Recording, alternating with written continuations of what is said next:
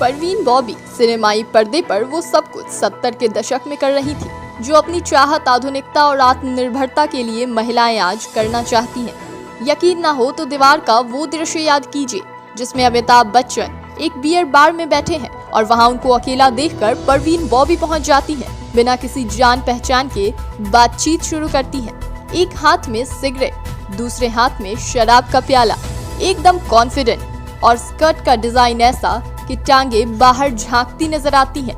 ये तो महज एक दृश्य भर है। परवीन बॉबी का पूरा करियर ऐसे ही दृश्यों से पटा पड़ा है जिसमें वो अपने दौर को बदलती दिखाई देती है। एक ऐसी लड़की के किरदार में जो कामकाजी है, आत्मनिर्भर भी है और शादी से पहले अपने पुरुष मित्र के साथ जिस्मानी रिश्ता बनाने से भी उसे कोई परहेज नहीं। ये सब करते हुए उसका अपना ग्रेस भी उसके साथ बना रहता है। कोई कहीं दाग नहीं लगता उसे, ना तो दाग की फिक्र है और ना ही जमाने की। दीवार की छोटी सी भूमिका में ही परवीन बॉबी ने एक बड़ी लकीर खींच दी थी।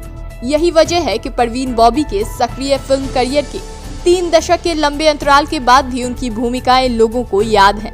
ये बात भी महत्वपूर्ण है कि परवीन बॉबी की भूमिकाएं हीरो को ध्यान में रखकर फिल्मों में नितांत छोटी हुआ करती थी, लेकिन ये उनके चेहरे का अंदाज और जादू था कि छोटी भूमिकाएं भी उन्हें चर्चा में बनाए रखने के लिए काफी थी।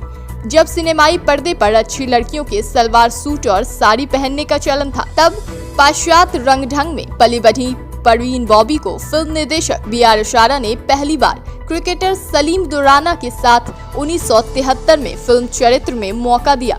फिल्म तो फ्लॉप हो गई, लेकिन परवीन बॉबी का जादू चल निकला। 4 अप्रैल 1949 में सौराष्ट्र के जूनागढ़ के एक मिडिल क्लास मुस्लिम परिवार में जन्मी परवीन बॉबी ने अहमदाबाद के सेंट जेवियर्स कॉलेज से इंग्लिश साहित्य में BA किया और मॉडलिंग में करियर तलाश रही थी। कई जगह पर इसका जिक्र है कि B.R. इशारा नई अभिनेत्री की तलाश में थे। ऐसे में किसी दिन उनकी नजर परवीन बॉबी पर पड़ी तो उस वक्त सिगरेट का कश लगा रही थी और इशारा ने तय कर लिया था कि उनकी अभिनेत्री मिल गई है। परवीन बॉबी को पहली कामयाबी मजबूर फिल्म से मिली, अमिताभ बच्चन के साथ 1974 में। इसके बाद एंग्री यंग मैन के साथ परवीन बॉबी ने कई कामयाब फिल्में की, जिसमें दीवार, अमर अकबर, एंथनी, शान और कालिया जैसी फिल्में शामिल हैं। 1976 में परवीन बॉबी इस कदर कामयाब हो चुकी थी कि उस साल प्रतिष्ठित मैगजीन टाइम ने उन्हें अपने कवर पर छापा था। टाइम के कवर पर जगह पाने वाली बॉलीवुड कलाकारा परवीन बॉबी थी।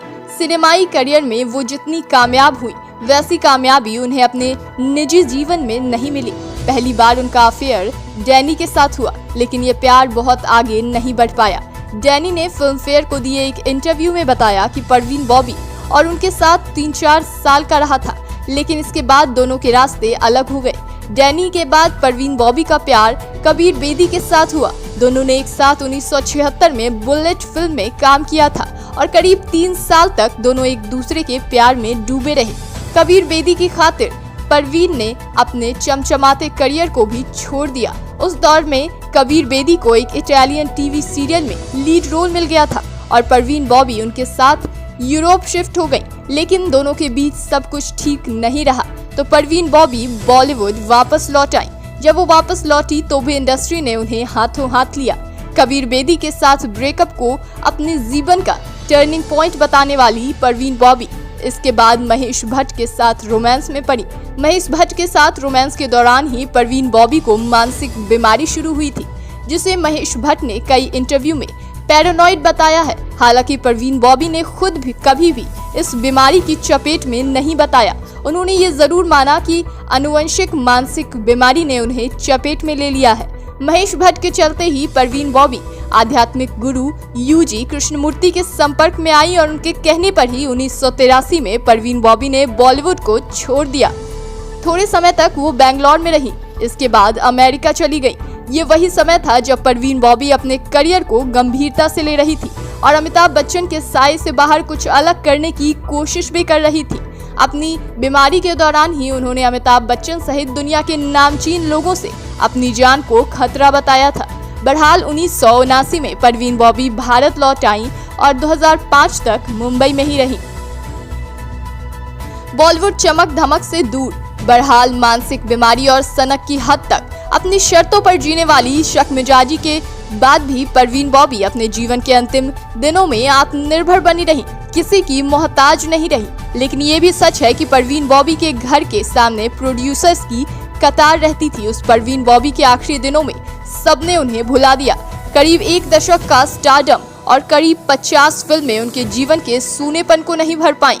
यही अकेलापन उन्हें आखिरी समय तक सालता भी रहा। दरअसल परवीन बॉबी की कहानी एक छोटे से शहर से आकर बॉलीवुड में छाने वाली उस लड़की की कहानी है जिसे मुकम्मल जहां नहीं मिला। कुछ तो बॉलीवुड में बने रहने का दबाव, कुछ प्यार में मिलने वाले धोखे और कुछ मानसिक बीमारी। इन सब ने आपस में मिलकर परवीन बॉबी के करिश्मे को फीका जरूर कर दिया, लेकिन उसका असर बॉलीवुड में लंबे समय तक बना रहेगा।